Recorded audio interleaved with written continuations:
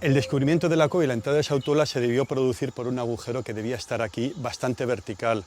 Incluso muchos años después, Emilia Pardo Bazán cuenta cómo ella misma se resbala al entrar en la cueva y prácticamente se cae.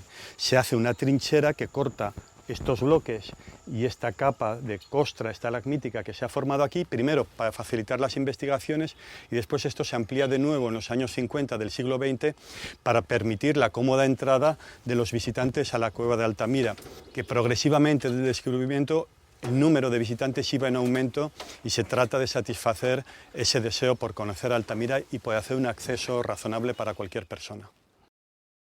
Un pasillo flanqueado por muros artificiales para impedir que el techo siga cayéndose nos conduce a la sala donde han quedado encerrado el techo de los bisontes polícromos, mientras que a mis espaldas, por aquí, la cueva seguiría su desarrollo natural. Todo el suelo, esa superficie lisa que vemos allí, es fruto también del acondicionamiento para la visita. El suelo de la cueva sería un caos de bloques irregulares, por lo tanto, eso forma parte del suelo natural de la cueva. A través de este pasillo moderno, puesto que las dos paredes que tenemos a ambos lados están construidas para impedir que el techo se derrumbe, llegamos al techo de Altamira, que gravita sobre nosotros, que pesa, que está muy próximo a nosotros y que sobrecoge a cualquier persona que entre aquí.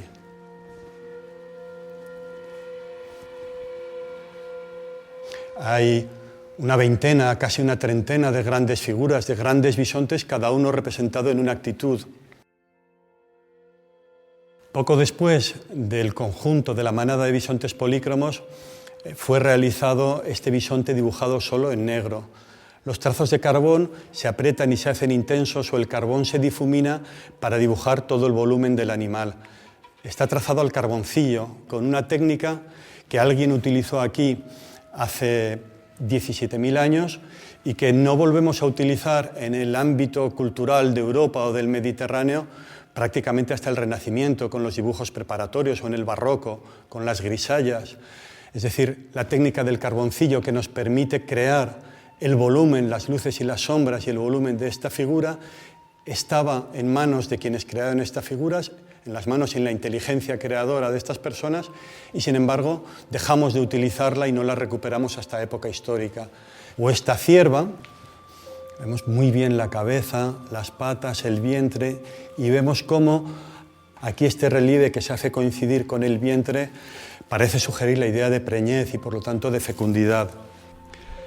El tema de la fecundidad que podemos detectar en Altamira y en otras cuevas tendrían que ver con la celebración de ritos de fecundidad, que son los de tránsito de la adolescencia a la madurez, del carecer de algunos derechos en el grupo a tenerlos todos, incluso el de tener hijos y el de procrear.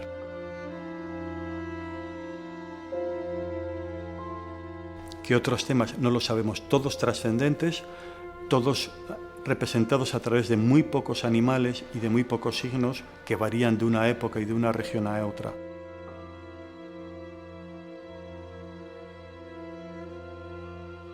La primera vez que vi una aguja ya de Altamira, de 3 centímetros de longitud, de poco más de 1 milímetro de diámetro y con un agujero para pasar un hilo, bueno, se te vienen miles de años encima, porque entre esa aguja y las de ahora la única diferencia es la materia, de hueso o de hierro.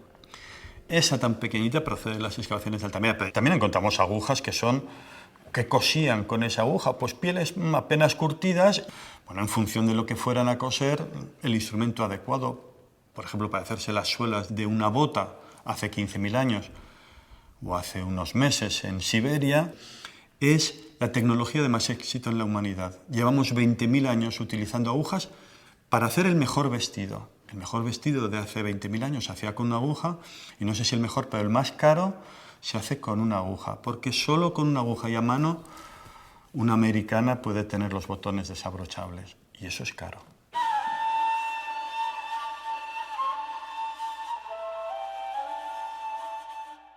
Hay quien no le gusta utilizar la palabra arte para referirnos a las figuras del Paleolítico, ¿no? Para mí es arte Porque el arte es una constante de la humanidad, una constante histórica. Las sociedades de cazadores-recolectores creían en la necesidad de representar algunas figuras y algunos signos para expresar pensamientos o ideas importantes, incluso trascendentes. Y había alguien en el grupo que lo hacía. Generalmente lo hacía muy bien o excepcionalmente bien, como es el caso de los bisontes de Altamira.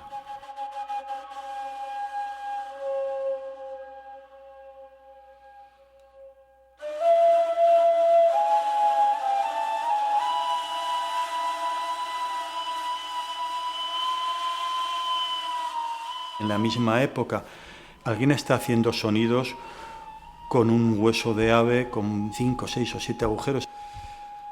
No se hacen 6 agujeros para hacer una música aburrida y rítmica. Se hacen 6 agujeros en una flauta para hacer armonía y melodía. El arte, incluso el arte sonoro, la música, surge desde el principio muy hecho, muy completo y muy complejo.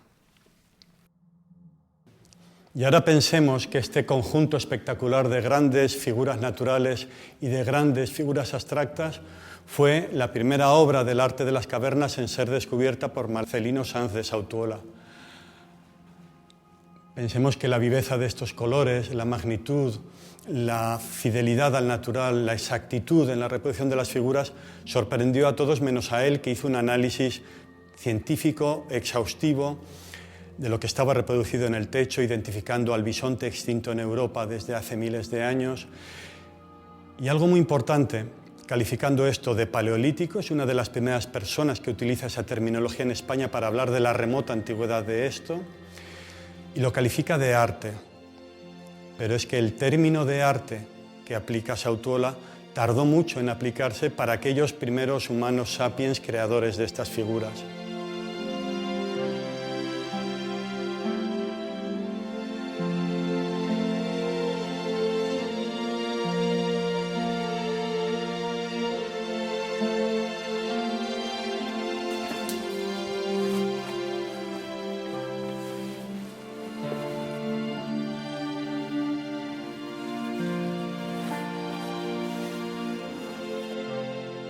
El ojo, la boca, la oreja, los cuernos y toda su poderosa figura, las patas traseras. Es un bisonte macho. Alguien se esforzó por entrar aquí a rastras, reptando durante muchos metros, sin saber dónde iba a llegar, arrastrando una débil luz, con una piedra de siles, con unos carbones para hacer estas figuras.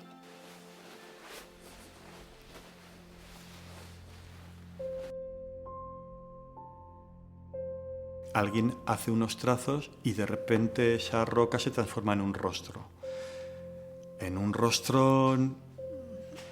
humano o casi humano, pero de alguien que está allí contigo, que está observándote, que está acompañándote, que está viéndote que estás.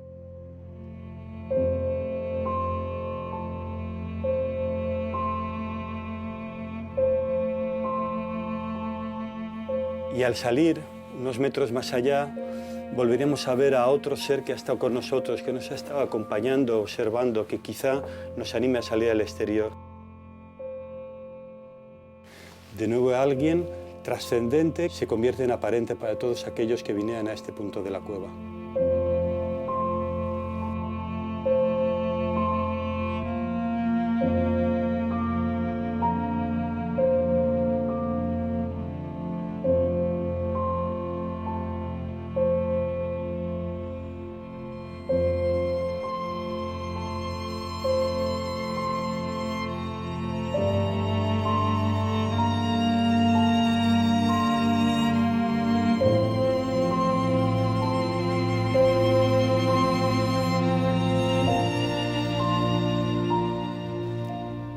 Todos estos bultos de roca están grabados.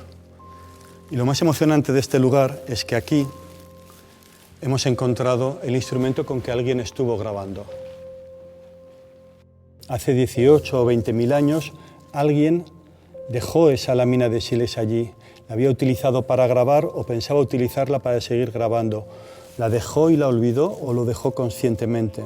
Y entre ese gesto de hace 20.000 años y el nuestro de encontrarla recientemente, es como si nada hubiera pasado.